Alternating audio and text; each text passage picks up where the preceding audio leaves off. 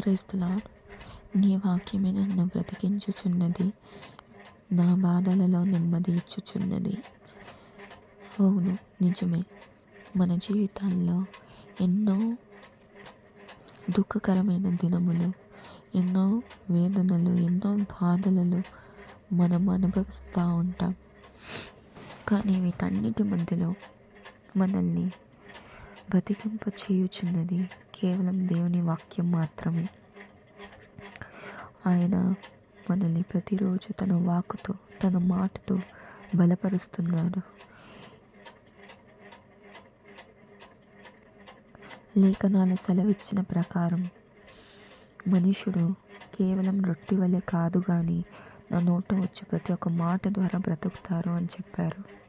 అదే విధముగా ఎన్నోసార్లు, ఎన్నో మార్లు మనము ఈ జీవితం ఎందుకు అని మనం ప్రశ్నించుచుండగా, ఈ బాధలు, ఈ కన్నీరు, ఈ దుఃఖంలో, సంద్రంలో మనం మునిగి ఉంటుండగా, మన జీవితాలపై మనకి అసహ్యం పుట్టుచుండగా, ఇంకా ఏ ఒక్క ఆప్షన్ లేదు, మనకి ఏ ఒక్క దారి కనిపించలేదు అని మనం నిరాశలో ఉంటుండగా, నిరాశ పడుచుండగా దేవుడు తన వాక్కు పంపించి మనం బలపరుస్తున్నాడు.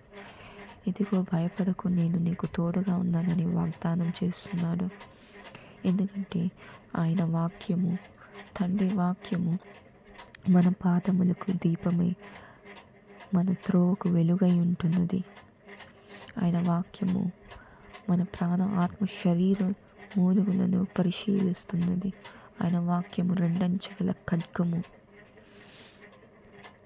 ఆయన మాట ఇచ్చి నెరవేర్చువాడు. మనుషులని నమ్ముట కంటే యెహోవాను ఆశ్రయించుట మేలు అంటున్నాడు. ఆయన ఎంతైనా నమ్మదగినవాడు.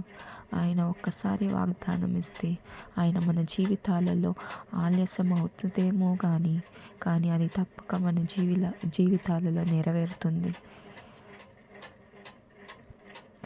ఆయన మనల్ని బలపరిచే దేవుడు, కృంగిన వారిని పైకి లేవనెత్తే దేవుడు.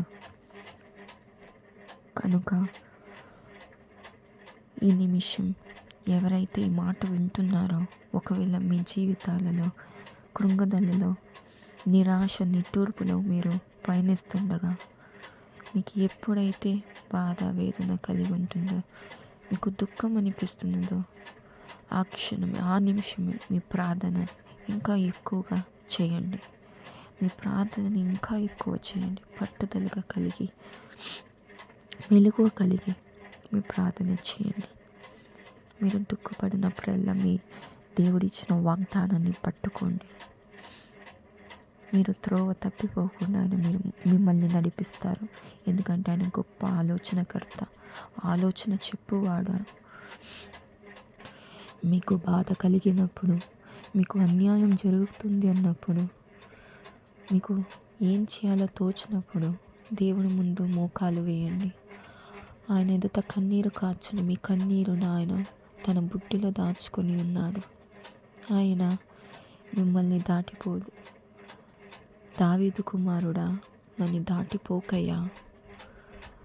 మీ కన్నీరుకి, ప్రతి ఒక్క కన్నీరికి ఆయన జవాబిస్తాడు. కనుక మీరు దేవుని యొద్ద మోకరిల్లి ఆయన ముందు మీ హృదయాన్ని కృమ్మరించండి.